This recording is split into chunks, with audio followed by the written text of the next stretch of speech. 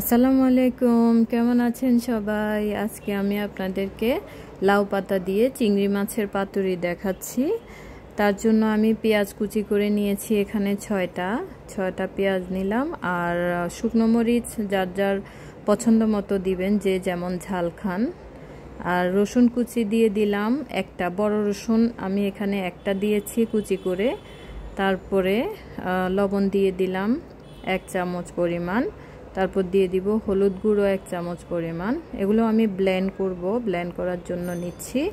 এরপর দিয়ে দিব ধনে গুঁড়ো 1 চা চামচ, দিয়ে সামান্য পরিমাণ পানি দিব। পানি দিয়ে এগুলোকে আমি ব্লেন্ড করে নিব। ভালোভাবে ব্লেন্ড করার পরে দেখুন কতটা সুন্দর লাগছে দেখতে। এগুলোর মধ্যে আমি সরষের তেল দিয়ে দিলাম 1 টেবিল চামচ পরিমাণ। ভালোভাবে মিক্স করে নিচ্ছি। মিক্স করে তারপরে আমি এগুলোর মধ্যে চিংড়ি মাছ দিয়ে দিচ্ছি। চিংড়ি মাছ দিয়ে ভালোভাবে আমি ম্যারিনেট করে নিব, যাতে মশলার সাথে চিংড়ি মাছগুলো পুরোপুরিভাবে মিক্সড হয়ে যায়। আমি যেভাবে করছি আপনারা ওভাবে মিক্স করে নেবেন। তারপর আমি এখানে লাউ পাতা ধুয়ে, লাউ শাকগুলো আমি ধুয়ে এখানে রেখেছি। 3টা ভাঁজ করে করে রেখেছি, 3টা করে। আপনারা 2টো দিতে পারেন। বড় লাউ পাতা নেবেন, নিয়ে তারপরে এভাবে ভাঁজ করে তারপরে রেখে দিবেন। এর মাঝখানে আপনারা চিংড়ি মাছ আমি এখানে একটা চিংড়ি মাছ আর মশলা একটু দিয়ে তারপরে আমি ভিতরে দিয়ে দিব। এই যে দেখুন কিভাবে দিচ্ছি, ভাঁজ কিভাবে করছি আপনারা দেখুন। এক পাশ থেকে ভাঁজ করে তারপর আরেক পাশ আমি ভাঁজ করছি। খেয়াল করুন কিভাবে করছি। এভাবে দুপাশ থেকে ভাঁজ করে তারপর নিচের দিকে আপনারা বটে দিবেন। আর সাইডে যে অল্প একটু অংশ বেরিয়ে আছে এটাকে ভিতরে ঢুকিয়ে দিবেন। এই যে দেখুন আমি কিভাবে করেছি। আরেকটা আমি সেমভাবে করে নিচ্ছি। সবগুলো আমার এভাবে ভাঁজ করে দেওয়া হয়ে গেছে। এখন আমি কড়াইতে সরষের তেল দিয়ে দিচ্ছি। 4 টেবিল চামচ পরিমাণ সরষের তেল দিয়েছি। এখানে কোনো পানি ব্যবহার করব না। দিয়ে সবগুলো আমি দিয়ে দিচ্ছি।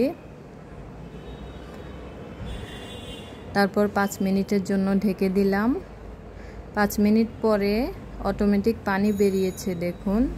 আমি এখন উল্টে দিচ্ছি। কিভাবে খেয়াল করুন, আস্তে করে তারপরে আপনারা উল্টে দিবেন। চিংড়ি মাছগুলো, লাউ পাতার যে চিংড়ি মাছ, ওগুলো এপাশ ওপাশ করে এভাবে উল্টে পাল্টে দিবেন, না হলে ভিতরে হবে না। আরও 5 মিনিট আমি অপেক্ষা করছি। 10 মিনিট পরে দেখুন প্রায় শুকিয়ে গেছে পানিগুলো, তেল বেরিয়ে আসছে। আরও 5 মিনিট আমি রেখে দিলাম। এর মাঝখানে আমি 2-3 বার উল্টে পাল্টে দিয়েছি। টোটাল 15 মিনিট পরে দেখুন সব ঝোলগুলো শুকিয়ে গেছে। আমি নামিয়ে ফেললাম। ভিতরে কেমন হয়েছে দেখুন। চিংড়ি মাছটাও হয়ে গেছে, আর লাউ পাতা সব কিছু সেদ্ধ সুন্দরভাবে হয়ে গেছে। চিংড়ি মাছটা দেখুন কতটা ভালো লাগছে দেখতে, হয়ে গেছে ভিতরে। আর এই রেসিপিটা কিন্তু খেতে খুবই মজা, লাউ পাতা দিয়ে চিংড়ি মাছের পাতুরি। আপনাদের কাছে যদি ভালো লাগে বাসায় রেসিপিটা বানাবেন। আর ভালো লাগলে লাইক কমেন্ট শেয়ার করবেন, আমার পাশে থাকবেন। অবশ্যই বাসায় ট্রাই করবেন। ট্রাই করার পরে কেমন হয়েছে আমাকে জানাবেন। ভালো লাগলে আমার পাশে থাকবেন। আল্লাহ হাফেজ, আসসালামু আলাইকুম।